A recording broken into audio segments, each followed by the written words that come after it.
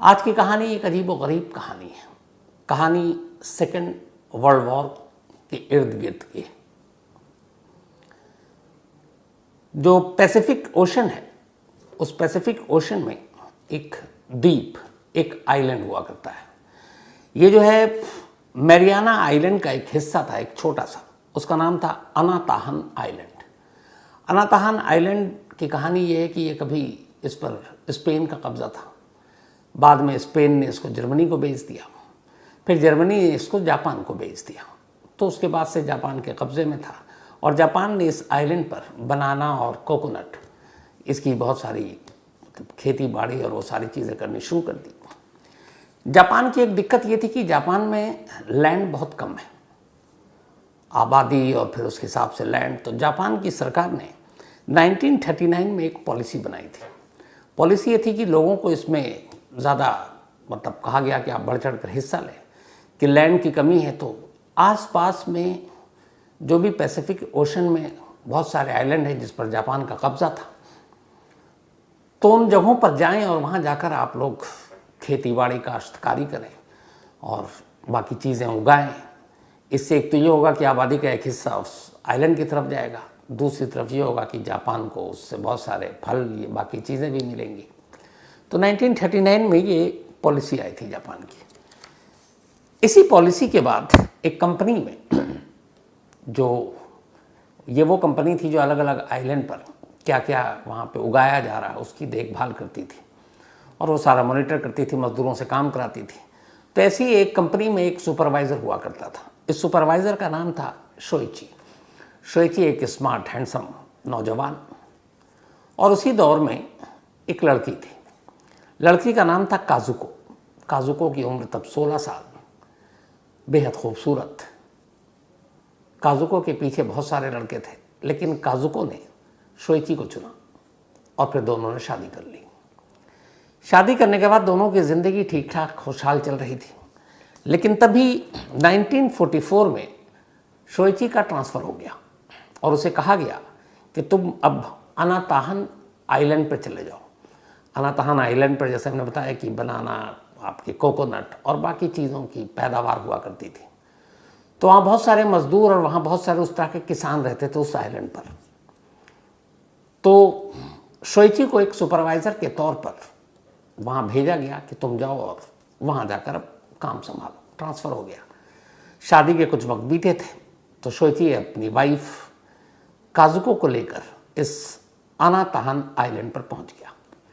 साथ में कंपनी ने, जिस कंपनी में काम करता था, शोइची के ऊपर उसके एक बॉस को भी भेजा जिसका नाम था मिशामी।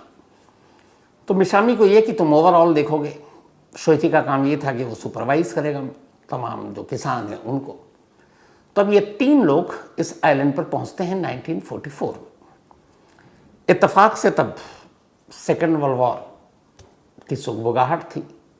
सेकेंड वर्ल्ड वॉर में जापान एक तरफ, बाकी लोग एक तरफ, दुनिया 2 हिस्सों में बटा हुआ था। फर्स्ट और सेकेंड वर्ल्ड वॉर की कहानी आपको डिटेल में मैं सुना चुका हूँ। तो अब ये लोग इस तीनों, हस्बैंड वाइफ यानी काजुको, शोइची और मिशामी, ये तीनों उस आइलैंड पर पहुँच जाते हैं।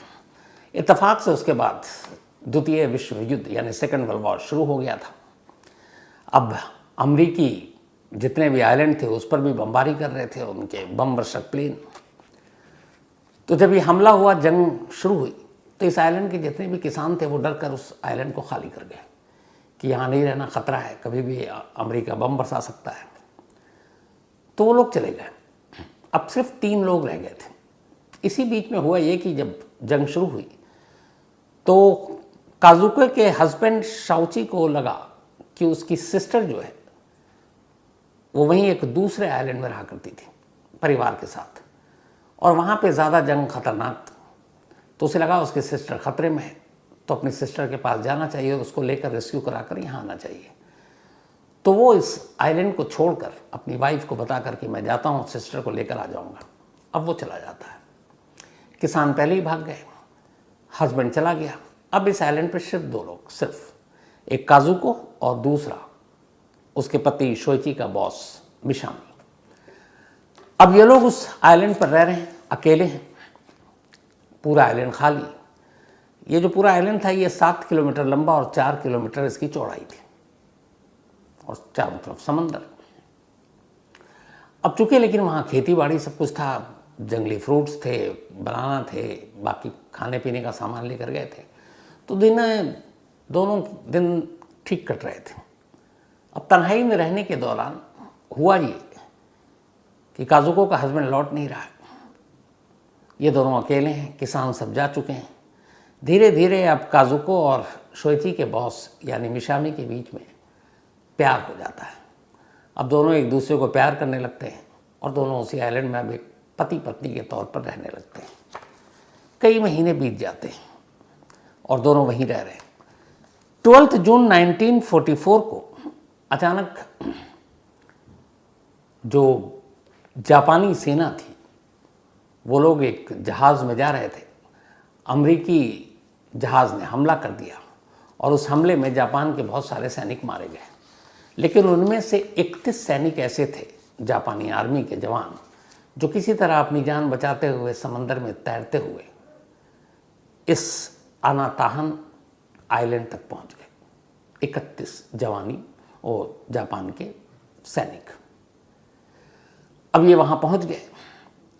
ये सब यंग थे बिल्कुल, इनमें सबसे कम उम्र की 16 साल, बाकी 20, 22, 23 इतनी उम्र के सारे यंग सैनिक। तब ये उससे आइलैंड पे पहुंचते हैं, देखते हैं चारों तरफ सन्नाटा है, उन्हें लगता है यहाँ कोई होगा भी नहीं। अब ये वहाँ इधर उधर भटकते हैं, क्योंकि 7 किलोमीटर लंबा और 4 किलोमीटर चौड़ाई में और जंगल भी है आइलैंड में, तो वे इधर उधर भटकते रहते हैं। फिर जंगली फल और बाकी चीज़ें खा पी कर गुजारा करते हैं। कई दिन भटकने के बाद अचानक उन्हें एक रोज़ काजुके और शोइची दोनों जंगल में टकरा जाते हैं।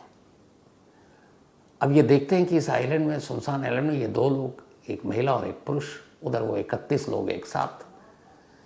तो इधर शौची जब उन 31 को देखता है तो वो बड़ा खुश हो जाता है, क्योंकि वो पहचान जाता है कि ये सब हमारी जापानी सेना के हैं, मतलब अपने देश के हैं, अपने देश के सैनिक हैं, बहादुर हैं। तो बहुत खुश सबको गले लगाता है। फिर उन्हें भी पता चलता है ये दोनों जापानी हैं, वो 31 सैनिक भी खुश। अब ये दोनों उन 31 सैनिकों की मदद करते हैं, क्योंकि वो बिल्कुल अनजान इस आइलैंड से। वो उसे जितना भी उनके पास खाना पीना है वो सब देते हैं, फिर बताते हैं यहाँ कहाँ पे फ्रूट्स है, कहाँ फल है, कैसे मछली पकड़ सकते हैं। और इस तरीके से अब ये धीरे धीरे धीरे, चूँकि एक ही देश के थे, सब में दोस्ती होती जाती है। और अब सब मतलब कुल मिलाकर 33 लोग, 32 पुरुष और एक महिला काजुको उसी द्वीप पर एक साथ रह रहे हैं। धीरे धीरे वक्त बीतता है। जब वक्त बीतता है तो एक अजीब सी चीज़ होने लगती है। होता ये है कि जो मेल फीमेल का रेशो था वहीं से गड़बड़ शुरू होता है। उन 32 बल्कि जो 31 आए थे, उनको ये लगता है कि ये काजुको और मिशामी ये दोनों साथ रहते हैं। अब उनके अंदर ये भी होता है कि एक महिला है तो हमारी भी गर्लफ्रेंड बन जाए। अब धीरे धीरे हर एक के अंदर काजुको को लेकर एक चाहत पैदा होती जाती है। अब यहाँ ये था कि इस कहानी में इन दोनों को ये भी पता चल गया था कि काजुको का ये पति नहीं है, क्योंकि शुरुआत में बता दी थी। उसका हस्बैंड अपनी बहन को लेने गया, उधर हस्बैंड लौट नहीं रहा क्योंकि जंग शुरू हो गई, वापसी का कोई साधन नहीं। तो अब 31 को ये लगा कि पति तो है नहीं और ये इसके साथ पति की तरह ही रह रही है, लेकिन शादी हुई नहीं है। तो उनके मन में भी अजीब अजीब ख्याल आने लगे। तो फिर उनमें से ये तय हुआ कि नहीं, ये गलत है। तो उन्होंने कहा कि देखो, हम काजुको की तरफ बुरी नज़र से नहीं देखेंगे, ठीक है तुम लोग साथ रह रहे हो तो तुम दोनों शादी कर लो। अब काजुको भी बड़ी वो कि क्या करें। तो फिर उसको उसके बॉस ने कहा, एक काम करते हैं, हम लोग शादी नाटक की तरह कर लेते हैं ताकि इन लोगों के तुम्हारे ऊपर बुरी नज़र ना पड़े। तो वो तैयार हो जाते हैं। फिर 31 सैनिकों के सामने वो दोनों शादी कर लेते हैं। अब ये हुआ कि चलो, सब कुछ दिन तक ये हुआ कि किसी ने काजुको की तरफ बुरी नज़र से नहीं देखा कि ये दोनों पति पत्नी हैं, वो है। धीरे धीरे वक्त बीता। फिर एक रोज़ एक अचानक हादसा होता है। 12 जून 1944 को अमेरिका का एक प्लेन जो वॉर में शामिल था वो अचानक क्रैश कर जाता है, या दुश्मन देश ने किसी ने हमला किया था।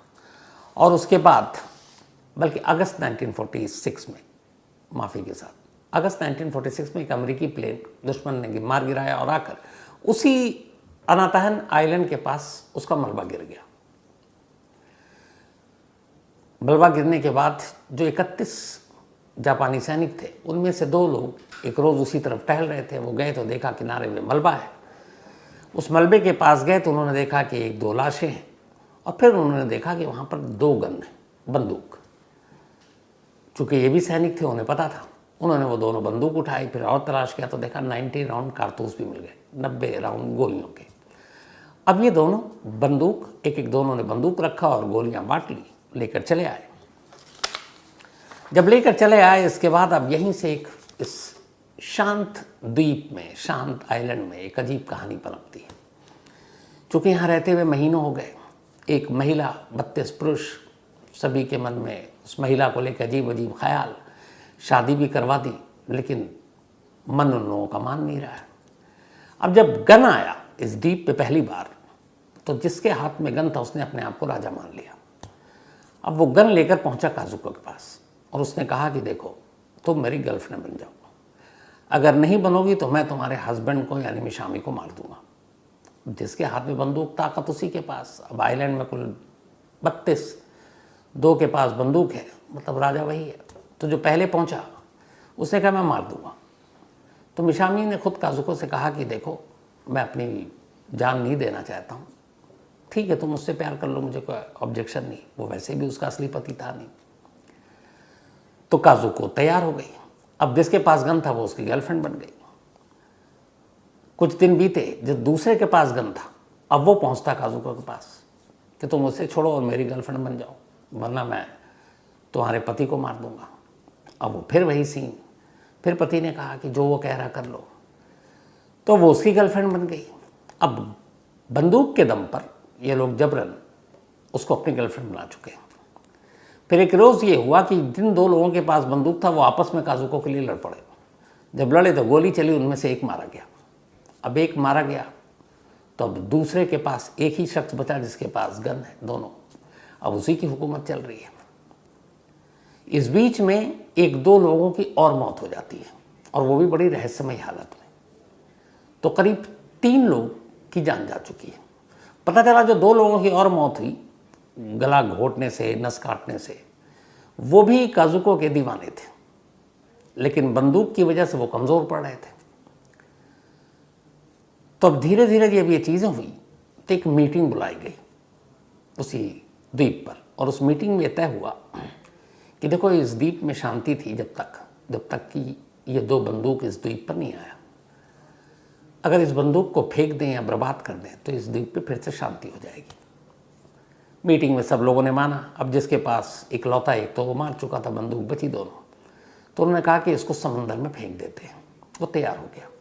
उसने कहा कि हाँ कब तक ऐसे रहेंगे, एक एक करके सबको मार देंगे तो अकेला कैसे जीऊँगा। तो उसने दोनों बंदूक फेंक दी। बंदूक फेंकने के बाद फिर से आइलैंड पर शांति आ गई, सब ठीक। लेकिन ये शांति कुछ दिनों की थी, क्योंकि दिन बीत रहा है, दिन से साल बीत रहे हैं, और इधर ये है कि इनको बाहर निकलने का कोई वो नहीं। इस बीच इन्हें ये भी पता नहीं कि 15 अगस्त 1947 को जब नागासाकी और हिरोशिमा पर अमेरिका ने बम गिराया तो जापान ये जंग हार चुका है और उसने सरेंडर कर दिया। हालांकि उस आइलैंड के करीब जो यूएस फोर्सेस थी वो लगातार जितने भी ऐसे द्वीप थे उसके ऊपर से वो अनाउंस करते थे, ऐलान करते थे कि जंग खत्म हो गई है, आप लोग सरेंडर कर दो, अपने अपने देश भेज दिए जाओगे। लेकिन ये चूँकि सैनिक थे, इन्हें लगता था कि नहीं अमेरिका उन्हें झांसा दे रहा है और जैसे ही वो खुलकर बाहर आएंगे वो उन्हें मार देगा। उन्हें ये पता ही नहीं था कि जंग तो खत्म हो चुकी, जापान सरेंडर कर चुका है, जापान जंग हार चुका है। तो इस वजह से छुपे हुए थे और अनाउंसमेंट को वो एक धोखा मानते थे, एक फरेब। अब 47 में जापान हार चुका है, सब कुछ हो चुका है, इन्हें खबर नहीं है और ये द्वीप में है। अब धीरे धीरे जो 32 थे वो बचे 29। बंदूक फेंक दी गई। बंदूक फेंकने के बाद कुछ दिन ठीक रहा, लेकिन फिर काजुको के प्रति लोगों का प्यार जागना शुरू हो गया। इसके बाद अब काजुको के उस पति का कत्ल हो जाता है, यानी कि मिशामी का। फिर इसके बाद हुआ कि सबको पता है ये क्यों हो रहा है। इसके बाद एक एक कर कुल मिलाकर 11 कत्ल होते हैं एक काजुको की वजह से, जो इस द्वीप पे अकेली महिला थी। और ये सारे कत्ल यही जो 31 लोग थे इन्हीं में से करते हैं। जिनको लगता है कि ये काजुको के करीब जा रहा है, वो दूसरा जो उससे प्यार करता था वो उसको मार देता है। तो ये सिलसिला 11 तक पहुंच गया। अब कुल मिलाकर जहां 32 थे वहां पे 11 आप माइनस कर दीजिए तो उतने लोग बचे। अब जब धीरे धीरे 11 मौत हो गई तो फिर एक मीटिंग हुई और अब तक कई साल बीत चुके कि एक लड़की की वजह से ये सब कुछ खून खराबा हो रहा है, वरना हम सब शांति के साथ रह सकते हैं, सैनिक हैं, और ये गलत है। तो हुआ क्या किया जाए?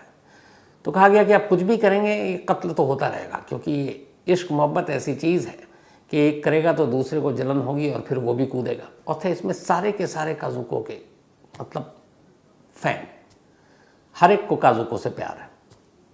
अब तन्हाई, अकेलापन, परिवार फैमिली से दूर, वापस लौटेंगे जिंदा कि नहीं इसके भी कोई भरोसा नहीं। तो ये सारी चीज़ें मिलाकर उनके दिमाग को कुछ अजीब सा कर दिया था। तो फिर एक मीटिंग बुलाई गई, ये तीसरी मीटिंग थी, और इस मीटिंग में यह तय हुआ कि इस द्वीप पर कत्ल का सिलसिला तब तक चलता रहेगा जब तक काजुको जिंदा रहेगी। इसलिए अगर उस लड़की को ही मार दे तो शायद हम आपस में न लड़े और हमारी जान बच जाए, वरना हम एक दूसरे को मारते रहेंगे। जब ये बात हुई, चूँकि 11 मौतें हो चुकी थी, तो बाकी को समझ में आया। उन्होंने कहा ये आइडिया सही है, सबकी सहमति हो गई कि अब काजुको को मार देंगे। लेकिन यहाँ पे फिर ट्विस्ट आता है। जिन लोगों ने ये मीटिंग की उन्हीं में से एक काजुको को बेपनाह प्यार करता था और उसे लगता था कि वो सिर्फ उसी के लिए है।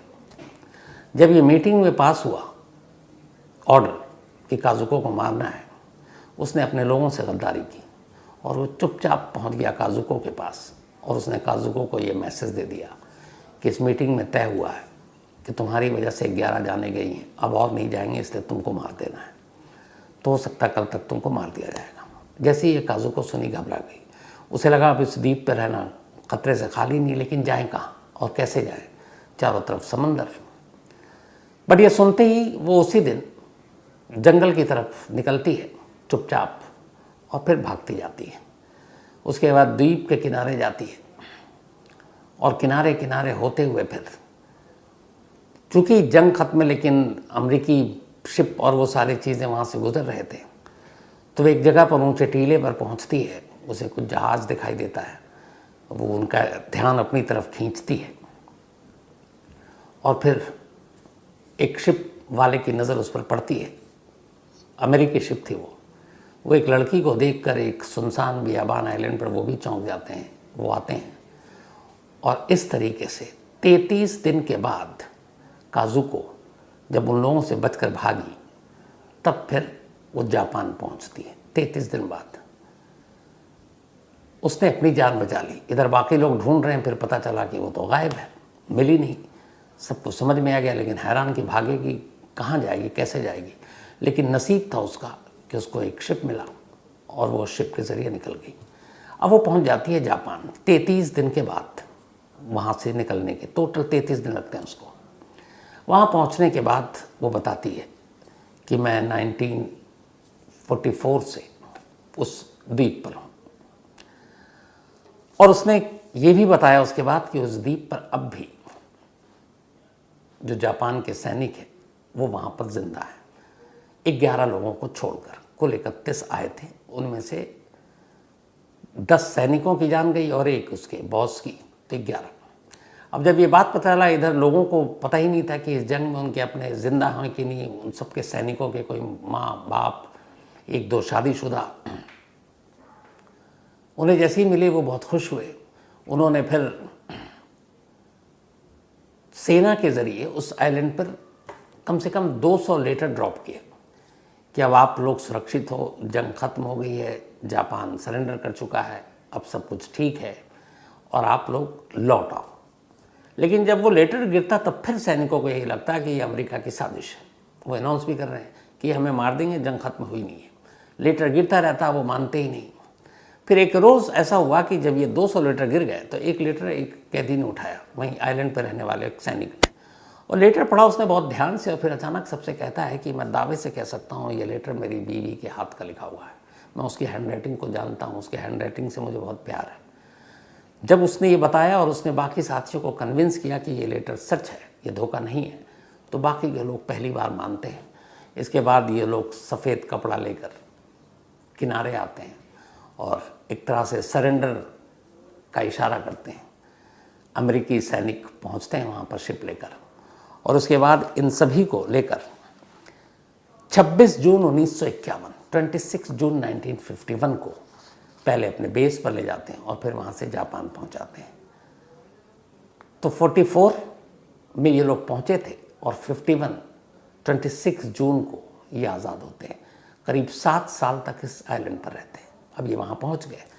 पहुँचने के बाद अब और बड़ी कहानी शुरू हो जाती है। जब वहाँ पहुँचते ही तो पता चलता है इनमें से कुछ की बीवियों ने तो ये मान लिया कि वो जंग में मारे गए, उन्होंने शादी कर ली, उनके अपने बच्चे हो चुके हैं। इधर जब काजुको पहुँची तो वो अपने पति को ढूंढ रही है, तो पता चला कि उसका पति शोइची, उसे ये लगा कि अब वो कहाँ, अमेरिका ने बम गिराए, वो भी जिंदा कहाँ होगी। इन 7 सालों के अंदर अंदर उसके पति ने भी शादी कर ली और उसके बच्चे भी हो गए। तो एक अजीब, क्योंकि दोनों तरफ से ये था कि कौन जिंदा है कौन नहीं है, कुछ पता ही नहीं था, शादी कर ली। अब यहाँ आने के बाद जब उसको लगा काजुको की शादी हो चुकी है, अब क्या करें, फिर उसने अपनी कहानी मीडिया को सुनाई। जब मीडिया ने ये कहानी सुनी कि एक आइलैंड, उस पर 32 मेल और एक फीमेल, और इन्होंने कुल 7 साल कैसे काटे, तो कहानी बड़ी दिलचस्प लगी। मीडिया में हेडलाइन बनी, इसके ऊपर किताबें लिखी गई, इसके ऊपर ड्रामे किए गए, मूवी बन गई, और काजुको को बहुत पैसे मिले। काजुको की तारीफ होनी शुरू हो गई। लेकिन काजुको की एक्टिंग इतनी अच्छी नहीं थी कि उसके ड्रामा वरामा को लोग देखें, मतलब बहुत ही बेकार। तो ठीक ठाक उसको पब्लिसिटी मिली। लेकिन इत्तेफाक से जब काजुको ने सब कुछ किया, तो जो जिंदा लौट कर आए थे बाकी जापानी सैनिक, उनमें से भी एक दो ने किताब लिख दी, उसने भी मीडिया में बात बताई। अब अभी तक जो काजुको ने बताया उसमें काजुको को एक हीरो के तौर पे पेश किया गया, लेकिन जब इन लोगों ने बताया, जो जापानी सैनिक लौटे, तो उन्होंने काजुको को एक विलेन के तौर पर पेश किया। कहानी ये बनाई या सुनाई जो सच थी कि एक द्वीप, एक आइलैंड, जिस पे 7 साल तक 32 मेल और एक फीमेल थी, और कैसे उसकी वजह से एक एक कर 11 लोगों के कत्ल हुए, और कैसे हर कोई काजुको को पाना चाहता था, और कैसे वो एक एक कर बारी बारी से हर एक के साथ उसने प्यार भी किया। तो जब ये हुआ तो फिर 11 लोगों के प्रति हमदर्दी हुई, काजुको को एक तरह से वैम्प या विलन बना दिया गया। लेकिन ये कहानी खूब चर्चा में रही। बाद में अब चूंकि काजुको को मालूम था कि उसके पति ने शादी कर ली है, तब फिर काजुको ने भी, जब उसकी 40 साल की उम्र हुई, वहाँ आने के कुछ साल के बाद, तब उसने शादी कर ली। लेकिन उस शादी के 4 साल के बाद ही उसके उस पति की भी मौत हो गई। फिर काजुको अपना एक कैफ़े चलाती थी। 1974 में जब काजुको की उम्र 50 साल थी सिर्फ, तब ब्रेन ट्यूमर की वजह से उसकी मौत हो गई। आज भी इस ताहन जो आइलैंड है, द्वीप है, इसको इन्हीं 32 मेल और एक फीमेल और ख़ास तौर पर काजुको की कहानी के लिए याद किया जाता है। और ये भी इस कहानी के ज़रिए लोगों को मैसेज दिया जाता है कि कैसे कहीं पे एक शांति होती है, 2 गन आते हैं और वो 2 बंदूक सिर्फ कैसे पूरे शांत माहौल को अशांत कर देता है, और जो इंसान की हवस और लालच है वो कैसे किसी भी, मतलब ये तो एक आइलैंड था लेकिन पूरी सोसाइटी को ख़राब कर सकता है। इसके ज़रिए ऐसे प्ले, ऐसे नॉवेल, ऐसी चीज़ें लिखी गई जो ये मैसेज दिया गया था। इसके ऊपर बहुत सारी बाद में भी फिल्में बनी। तो ये थी